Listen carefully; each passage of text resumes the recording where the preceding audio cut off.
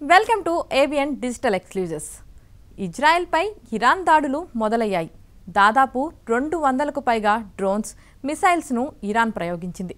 దీంతో రెండు దేశాల మధ్య యుద్ధ వాతావరణం నెలకొంది. ఇరాన్ దాడులను ఎదుర్కొనేందుకు తాము సిద్ధంగా ఉన్నామని ఇప్పటికే ఇజ్రాయెల్ ప్రకటించింది. తమ దగ్గర ఐరన్ డోమ్ రక్షణ వ్యవస్థ పటిష్టంగా ఉందని చెబుతూ వస్తుంది. రాకెట్ దాడులను అడ్డుకోవడంలో ఈ వ్యవస్థ కీలకంగా ఉపయోగపడుతుంది. గతంలో హమాస్ మెరుపు దాడుల తర్వాత కూడా ఈ ఐరన్ డోమ్ వ్యవస్థ చర్చలోకి వచ్చింది. అసలేంటి ఈ ఐరన్ డోమ్ వ్యవస్థ? ఈ టెక్నాలజీ ఎలా మొదలైంది? ఇజ్రాయెల్ మీద ఇరాన్ వందల డ్రోన్లు, క్షిపణులతో దాడులకు దిగటంతో మధ్య ప్రాచ్యంలో ఉద్రిక్తతలు తీవ్రంగా పెరిగాయి. ఇరాన్ 200కు పైగా డ్రోన్లు, బాలిస్టిక్ క్షిపణులతో భారీ దాడికి పాల్పడిందని ఇజ్రాయెల్ ప్రకటించింది. ఇరాన్ ప్రయోగించిన క్షిపణులు, డ్రోన్లలో చాలా వాటిని ఇజ్రాయెల్ రక్షణ వ్యవస్థ సమర్థంగా అడ్డుకుందని, మిత్రపక్షాలు కూడా సహకరించాయని ఇజ్రాయెల్ పేర్కొంది. డజన్ల కొద్ది డ్రోన్లను ఇజ్రాయెల్ భూభాగం వెలుపలే కూల్చివేసినట్లు ఆ దేశం ఒక ప్రకటనలో తెలిపింది. జెరూసలేంలో సైరన్ల మోతతో పాటు ఇరాన్ ప్రయోగించిన ఆయుధాలను ఐడిఎఫ్ అడ్డుకోవడంతో ఆకాశంలో మెరుపులు కనిపించాయి. ఇలా రాకెట్ దాడులను అడ్డుకోవడంలో ఇజ్రాయెల్కు ఐరన్ డోమ్ రక్షణ వ్యవస్థ కీలకంగా ఉపయోగపడుతుంది. ఐరన్ డోమ్ అనేది ఇజ్రాయెల్ $100 కోట్ల వెచ్చించి ఏర్పాటు చేసుకున్న క్షిపణి నిరోధక వ్యవస్థలో ఒకటి.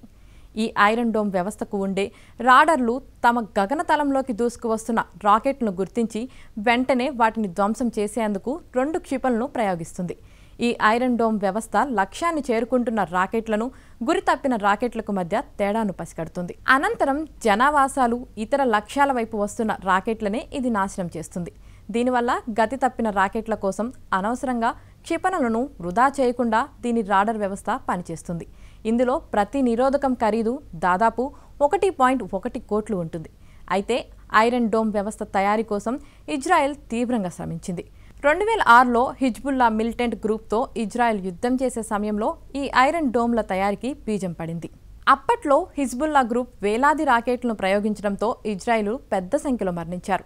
దీంతో అప్పట్లో డ్రోన్స్ అడ్డుకోవడం కోసం కొత్త వ్యవస్థను రూపొందించాలని ఇజ్రాయెల్ ఆర్మీకి ఆ దేశం ఆదేశించింది. ఈ ప్రాజెక్ట్ కోసం అమెరికా సుమారు 14,000 కోట్లు కూడా సాయం చేసింది. దాదాపు 5 ఏళ్లు శ్రమించి 2011లో దాన్ని యుద్ధంలో పరీక్షించారు.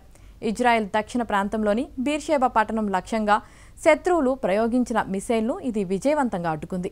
ఈ విధంగా ఐరన్ డోమ్ వ్యవస్థ వల్ల ఇజ్రాయెల్కు రక్షణ లభించిందనే చెప్పాలి. అయినప్పటికీ ఇది క్షిపణి దాడుల నుంచి 100% రక్షణ ఇవ్వదు. కొన్ని లోపాలు కూడా ఉన్నాయి. ఇటీవల గాజా నుంచి వచ్చిన రాకెట్లను 100కు 100% గుర్తించలేదు.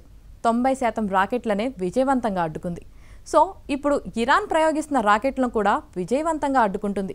కానీ ఇరాన్ని కూడా తక్కువ అంచనా వేయలేం. ఇజ్రాయెల్కి ఎంత టెక్నాలజీ ఉందో ఇరాన్కి కూడా అంతే టెక్నాలజీ ఉంది.